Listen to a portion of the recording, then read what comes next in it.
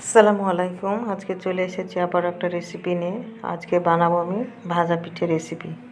এখানে প্রথমে নারকেলটাকে কুড়িয়ে নিয়েছি, তারপর এখানে পানি গরম করে নিয়েছি আমি।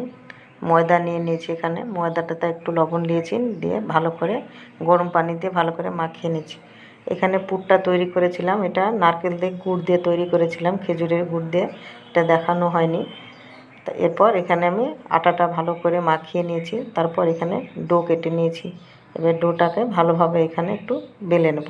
এবার ছোটো করে কেটে নিয়েছি, একটা কিটলির মাধ্যমে কেটে নিয়েছি এটা। এরপর পুর ভরে দিয়েছি, পুর ভরে দিয়ে দেখুন কত সুন্দরভাবে এটাকে ডিজাইন করে মুখটা মেরে নেওয়া হয়ে গেছে। দেখতে কত সুন্দর লাগছে পিঠেটা, দেখবেন ডিজাইনটা দেখতেও খুব সুন্দর হয়েছে।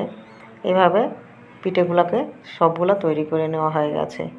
এনে পিঠেটা সব তৈরি করে নেওয়া হয়েছে। গ্যাসের চুলাটা অন করে কড়াইটা বসিয়ে দিয়েছি। ভিডিওটি যদি ভালো লাগে অবশ্যই লাইক, কমেন্ট, শেয়ার, আর আমার চ্যানেলে যারা নতুন বন্ধু তারা সাবস্ক্রাইব করে দিয়ে আমার পাশে থাকবেন। ভিডিওটি পুরো দেখার জন্যে অনুরোধ রইল।